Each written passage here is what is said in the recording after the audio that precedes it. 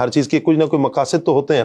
انبیاء کی بعثت کے مقاصد کیا ہیں؟ اللہ رب العزت ہم سب کا خالق و مالک ہے. بے شک. ہماری پوری عمر بھی اگر صرف ہو جائے ہم اللہ تبارک و تعالیٰ کی ایک صفت کو بھی کما حق ہو پہچان نہیں سکتے. اللہ اکبر. خدا وہ ہے جی کہ عقل جس کا احاطہ نہیں کر سکتی. صحیح. جس کا عقل احاطہ کر لے وہ خدا نہیں ہو سکتا. خدا نہیں ہو سکتا. یعنی ایک طرف بلندی کا عروج ہے. جی. عروج کا لفظ بھی چھوٹا ہے. اللہ اکبر. یعنی اللہ تعالیٰ اپنی صفات کے اعتبار سے بے پناہ خوبیوں کا مالک ہے. اپنی ذات کے اعتبار سے بے پناہ خوبیوں کا مالک ہے. حضرت موسیٰ علیہ السلام تک ایک تجلی تھی اللہ اکبر. جو پہاڑ پر واقع ہوئی اور پھر حضرت موسیٰ علیہ السلام کی طرف پلٹی. وہ اس کی تاب نہ لا سکے.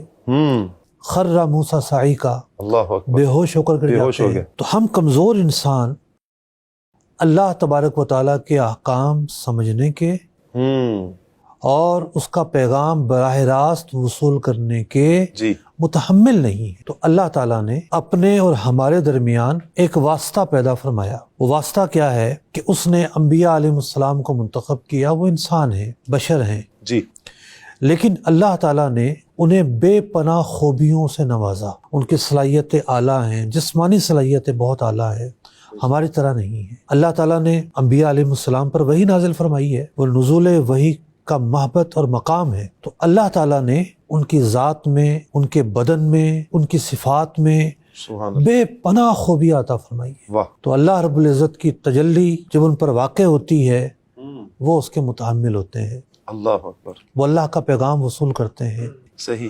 اور پھر بندوں تک اللہ کا وہ پیغام آگے پہنچاتے ہیں. صحیح. ورنہ عام بندوں میں یہ تاب نہیں کہ وہ اللہ رب العزت کا پیغام براہ راست وصول کر سکیں اور وصول کر کے اس کو آگے بڑھا سکیں. انبیاء واسطہ ہیں.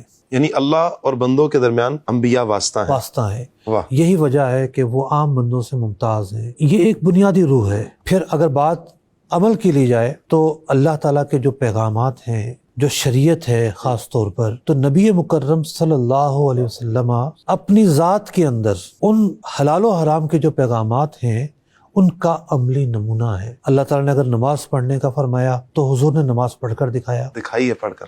واہ. اگر ہم کردار کی بات لیں تو جو کردار کے عمدہ صفات ہیں وہ سچائی ہے، وہ دیانت ہے، وہ امانت ہے، وہ بہادری و شجاعت ہے، وہ سپہ سالاری ہے، وہ حاکمیت ہے. نبی مکرم صلی اللہ علیہ وسلم کی ذات میں وہ تمام کی تمام اچھی صفات پائی گئی کہ جس کا مطالبہ قرآن ہم سے کرتا ہے. جی. اور نہ صرف یہ کہ آپ کی ذات میں پائی گئی جی. بلکہ اللہ تعالیٰ نے آپ کی ذات کو معیار قرار دے دیا. واہ واہ واہ. لقد کان لکم فی رسول اللہ اسوۃ حسنہ. نبی مکرم صلی اللہ علیہ وسلم کی جو ذات ہے تمہارے لیے اسوہ حسنہ ہے. سبحان اللہ.